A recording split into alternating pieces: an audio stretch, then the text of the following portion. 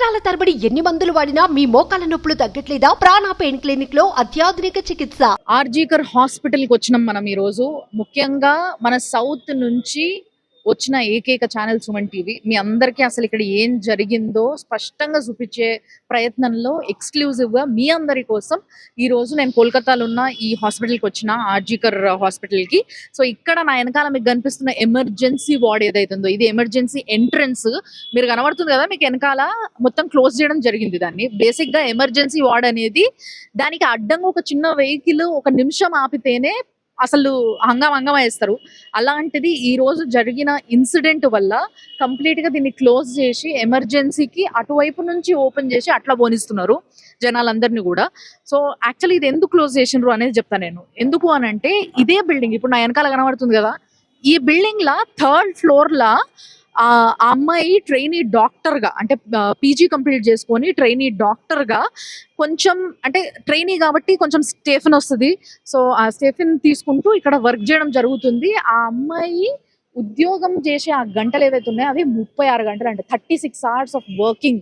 అంటే 36 hours working చేస్తున్న ఒక మహిళ అలిసిపోయి ఒక సెమినార్ హాల్లో పడుకుందాం, కొంచెం రెస్ట్ తీసుకుందాము, ఒక 2 గంటలు, 1 గంటనో టైం దొరికింది కదా అని చెప్పేసి పాపం అలిసిపోయిన పిల్ల ఇంకొక 2 గంటలల్లా ఆమె ఉద్యోగం కంప్లీట్ చేసుకుని ఇంటికి పోవాల్సిన పిల్ల రాత్రి 2 గంటలకు ఆ సమయంలో 2 గంటలకు 3 గంటలకి కొంతసేపు అట్లా పండుకుందామని పండుకోగానే ఆమె పైన ఈ అఘాయిత్యం జరిగింది. సో ఆమెకి అభయాన్ని పేరియడం జరిగింది. ఆ అభయకు న్యాయం కావాలి అని చెప్పి చాలా మంది వెనకాల చూసారు కదా, జస్టిస్ కావాలి అని చెప్పేసి జస్టిస్ ఫర్ అభయ అని చెప్పి రాసిండ్రు. అయితే ఇక్కడ ఏంది అని అంటే ప్రతిరోజు ఈ అమ్మాయి, ఈ అభయ ఎవరిపైన అయితే ఈ అఘాయిత్యం జరిగిందో, విక్టిమ్ ఎవరైతే ఉన్నారో, ఇక్కడ నుంచే ప్రతిరోజు ఇట్లా అని ఈ ఎంట్రన్స్ నుంచే లోపలికి వెళ్ళేదట ప్రతిరోజు ఉద్యోగం చేయడానికి. ఇదే ఎంట్రన్స్ నుంచి ఆ సంజయ్ రాయ్ అనే ఎవరైతే కిరాతకుడు ఉన్నాడో ఆయన కూడా ఇక్కడ నుంచి పోతాడంట.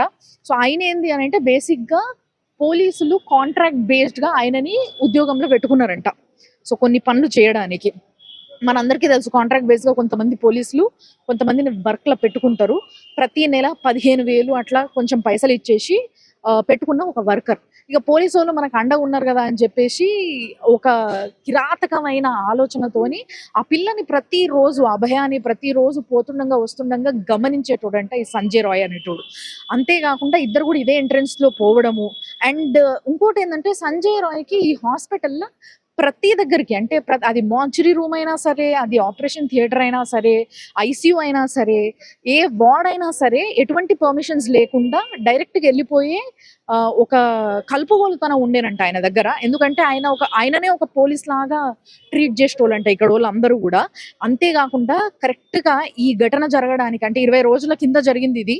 సో 20 రోజులకి కరెక్ట్ గా ఇంకో 2 వారాల క్రితము ఇక్కడ ఎవరైతే లేడీస్ వర్క్ చేస్తున్నారో, అంటే నర్సులు కావచ్చు, ఎవరైతే స్టాఫ్ ఇక్కడ వర్క్ చేస్తున్నారు ఈ హాస్పిటల్లో, వాళ్ళని చాలా గలీజ్ గా ట్రీట్ చేసిండంట, అంటే మిస్బిహేవ్ చేసిండంట ఈ సంజయ్ రాయ్ అనేట ఆయన.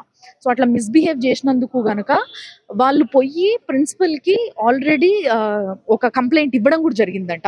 ఇట్లా మా పైన ఇట్లా చేసిండు, ఇట్లా మాతో మిస్బిహేవ్ చేసిండు ఈ సంజయ్ రాయ్ అనే వ్యక్తి అని చెప్పేసి ఆయన పైన కంప్లైంట్ ఇచ్చినప్పటికీ ఆయన పైన ఎటువంటి యాక్షన్ తీసుకోకపోవడం వల్ల ఇంకా విజృంభించిండు. అంటే మనని ఎవ్వరు ఏం చెయ్యలేరు, మనని ఎవ్వరు ఏం అడగరు, ఏం అనరు అన్న ఒక ధీమా ఎక్కువ అయిపోయి దానితోని ఆ క్రూరత్వంతోని ఆ మనిషి ఈ విధంగా ఈ రోజు బిహేవ్ చేసి ఒక డాక్టర్, అంటే రేపటి రోజు సమాజానికి ఎంతమంది ప్రాణాలు కాపాడేదో ఆ పిల్ల, 31 ఏళ్ల పిల్ల, ట్రైనీ, చాలా అందంగా ఉంటదంట అమ్మాయి కూడా.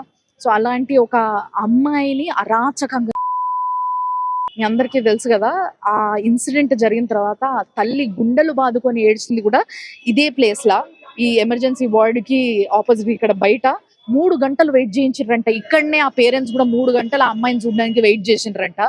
అయితే ఇక్కడ ఎవరైతే సిబ్బంది ఉన్నారో, ఇక్కడ ఇందులో పనిచేసేటోళ్ళు ఎవరైతే ఉన్నారో, హెడ్లు కావచ్చు, లేకపోతే మేనేజర్లు కావచ్చు, సూపరింటెండెంట్లు కావచ్చు, వీళ్ళందరూ కూడా అసలు ఏమైందో తెలవదు గానీ, ఈ ఇన్సిడెంట్‌ని కప్పిపూడ్చడానికి చూస్తున్నారు అని చెప్పి ఇక్కడ ఇంతకుముందు చదివైన ఎక్స్ స్టూడెంట్స్ గానీ, ఇక్కడ పనిచేస్తున్నోళ్ళందరూ గానీ చెప్తున్న విషయం ఇదే. వాళ్ళు బాగా కోడ్ చేసి చెప్తున్న విషయం ఏందంటే, ప్రతి ఒక్కళ్ళు ఇక్కడ పనిచేసేటోళ్ళు ఈ ఇష్యూ పైన బయటకొచ్చి మాట్లాడాల్సింది వాళ్ళే. ఎందుకంటే దగ్గర నుంచి ఆ అమ్మాయిని చూసిండ్రు. ప్రతిరోజు ఆ అమ్మాయిని కలుస్తరు.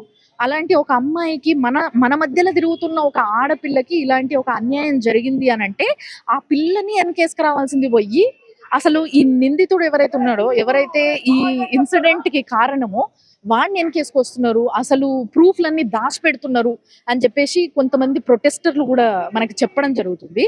అయితే ఇప్పుడు నేను వీళ్ళని అడిగి లోపల పోనీకి ట్రై చేసినా కూడా వాళ్ళు ఒకటే మాట చెప్పారు. సీబీఐకి కేసు అప్పజెప్పడం జరిగింది కాబట్టి మీరు మమ్మల్ని తప్పించుకొని లోపలికి పోయినా కూడా పైన 3rd ఫ్లోర్‌లో సెమినార్ హాల్, ఇప్పుడు ఇది చూసారు కదా, 3వ ఫ్లోర్‌లో లైట్లు కూడా లేవు.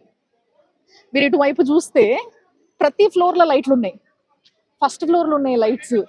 ఓన్లీ ఆ 2nd ఫ్లోర్‌లో కూడా లైట్లు కనబడుతున్నాయి ఇటువైపు గానీ, ఈ 3rd ఫ్లోర్‌లో మాత్రం లైట్సే లేవు. సో 3rd ఫ్లోర్ మొత్తం కూడా పోలీస్ సిబ్బంది అక్కడ కాపలా కాస్తున్నారంట. ఎవరిని రానియకుండా కంప్లీట్‌గా ఆ 3rd ఫ్లోర్‌ని క్లోజ్ చేయడం జరిగింది. అక్కడ పేషెంట్స్‌ని కూడా రానిస్తలేరు. స్టూడెంట్స్‌ని కూడా రానిస్తలేరు. సెమినార్ హాల్ ఉంది అంటే బేసిక్‌గా స్టూడెంట్స్ అందరూ అక్కడ కొన్ని సెమినార్స్‌కి పాల్గొనాల్సి వస్తది. బట్ అక్కడికి స్టూడెంట్స్‌ని కూడా రానిస్తలేరంట. కంప్లీట్‌గా క్లోజ్ చేయడం జరిగిందంట. అండ్ ఇంకొకటి ఏంది అనంటే, ఆ పక్కనే ఒక రెనోవేషన్ వర్క్ జరుగుతుందంట. ఆ రెనోవేషన్ వర్క్‌లో భాగంగా ఏ సెమినార్ హాల్‌లో అయితే ఈ ఘటన జరిగిందో అక్కడ ఒక గోడని కూలగొట్టడం జరిగింది. ఆ గోడని అంటే ఇంత పెద్ద ఇష్యూ అయిన తర్వాత బేసిక్‌గా అక్కడ ఏమి ముట్టుకోనియ్యరు. అక్కడ ఎక్కువ మందిని తిరగనియ్యరు. ఇప్పుడు ఫర్ ఎగ్జాంపుల్ పోనీకి ప్రయత్నిస్తున్న మీడియా వాళ్ళని కూడా లోపల చూపియనిస్తలేరు. అసలు లోపలికి అడుగు పెట్టనిస్తలేరు. బట్ ఇలాంటి సిట్యుయేషన్ ఉన్న సమయంలో ఆ రెనోవేషన్‌ని ఎట్లా అలౌ చేసిండ్రు? ఎట్లా గోడను కూలగొట్టడం జరిగింది ఈ ఇన్సిడెంట్ జరిగిన తర్వాత అని ఒక క్వశ్చన్ మాత్రం ప్రతి ఒక్కరికి క్వశ్చన్ మార్క్‌గానే మిగిలిపోయింది. అండ్ ఇంకొకటి ఏంది అనంటే, ఆ అమ్మాయి ఇంకొక 2 గంటల్లో ఇంటికెళ్ళిపోవాల్సిన పిల్ల పొద్దున 11:15 వరకే కూడా ఇంకా ఇంటికి రాకపోయేసరికి తల్లి, తండ్రి ఒక్కసారిగా ఏమైపోయిందో అసలు, అంటే రాత్రి పడుకునే ముందు తల్లిదండ్రితోని మాట్లాడిన పిల్ల, నేను తిన్నా ఇప్పుడే, కొంచెంసేపు రెస్ట్ తీసుకొని మళ్ళీ డ్యూటీకి ఎక్కాలే, కొంచెంసేపు రెస్ట్‌కి టైం దొరికింది నాకు అని తల్లి, తండ్రికి ఫోన్ చేసి చెప్పి అప్పుడే జస్ట్ పడుకున్న పిల్ల పైన ఈ అఘాయిత్యం జరిగింది. అందరికీ రేజ్ అయిన క్వశ్చన్ ఏంది అనంటే, ఒక్కడు కాదు, ఇది ఈజీగా ఒక 3, 4 కలిసి చేసిన అఘాయిత్యం. అంటే సామూహిక అఘాయిత్యం అని చెప్పేసి ఒక కన్క్లూజన్‌కి వచ్చిండ్రు. కానీ ఇప్పటికి కూడా సంజయ్ రాయ్ కాకుండా ఇంకా ఎవరు చేసిండ్రు, ఇంకా ఎవరు ఈ అఘాయిత్యంలో పాల్గొన్నారు అన్న విషయాన్ని మాత్రం ఇంకా ఎటువంటి ఇన్ఫర్మేషన్ బయటికి లేదు. సిబిఐ దీనిపైన అన్ని రకాలుగా ట్రై చేస్తుంది. అసలు ఏం జరిగింది ఆ రోజు, ఎవరెవరు ఉన్నారు అని చెప్పి. కానీ సీసీ కెమెరాస్ ఏవైతే ఉన్నాయో, ఇప్పుడు ఇక్కడ కూడా మీరు చూడొచ్చు, లోపల వైపు సీసీ కెమెరాస్ ఉన్నాయి. బయట చూస్తే ఒక్క సీసీ కెమెరా కూడా కనిపిస్తలేదు. సో ఎక్కడి నుంచి అయితే లోపలికి పోవాలనో బేసిక్ గా ఆ గేట్ నే ధ్వంసం చేయడం జరిగింది. అంటే పేరెంట్స్ ని కూడా అసలు డెడ్ బాడీని చూడనీయకుండా, అంటే ఫస్ట్ ఇక్కడ నుంచే ఫోన్ చేసేసి మీ అమ్మాయికి హెల్త్ బాగాలేదు అని చెప్పిన ఒక 15-20 నిమిషాలకే మళ్ళా ఫోన్ చేసి తల్లిదండ్రులకి మీ అమ్మాయి అటెంప్ట్ చేసుకుంది అని చెప్పేసి, అంటే ఆత్మహత్యాయత్నం చేసుకుంది అని చెప్పేసి కంప్లైంట్ చేయడం జరిగింది పేరెంట్స్ కి. అసలు అది ఏందో అర్థం కాని తల్లిదండ్రులు ఒక్కసారిగా షాక్ లో ఉరుకొచ్చినాక ఇక్కడ ఆగిపోయి, అంటే ఇక్కడ వాళ్ళ తల్లిదండ్రులను కూడా ఇక్కడ ఆపేసి, ఒక పిల్ల పాపం ఇక్కడ చదువుకొని ఒక మంచి డాక్టర్ అయిన తర్వాత ఆ పిల్ల బాడీ చూసే అధికారము, హక్కు వాళ్ళకు కూడా లేదా? ఒక్కసారి కాలేజ్ లోపలికి వస్తే కాలేజ్లు ఈ విధంగా పనిచేస్తున్నాయా మన దగ్గర? అసలు ఆ సమయంలో ఎప్పుడైతే పేరెంట్స్ వెయిట్ చేస్తున్నారో ఇక్కడ, అప్పుడు చాలా మంది బలవంతంగా లోపల పోవడానికి ట్రై చేసిండ్రు. అట్లా ట్రై చేసినప్పుడే ఈ ఏవైతే గేట్స్ ఉన్నాయో ఈ గేట్స్ అన్నిటిని కూడా ధ్వంసం చేసిండ్రు, మొత్తం ఇరగొట్టేసిండ్రు. సో అందుకోసం ఈ గేట్ అంతా కూడా ఇరిగిపోయింది. దానివల్లే ఇక్కడ జస్ట్ ఒక ఇది బ్యారియర్ ఒకటి అడ్డం పెట్టుకొని చైర్లు వేసుకొని బయట కూర్చున్నారు పోలీసులందరూ కూడా. ఆడోళ్ళు వస్తే ఆడోళ్ళని ఆపడానికి, మొగోళ్ళు వస్తే మొగోళ్ళని ఆపడానికి, మగ పోలీసులు, ఆడ పోలీసులు అందరూ కూడా బయట ఉన్నారు. సో అది పరిస్థితి ఈడ.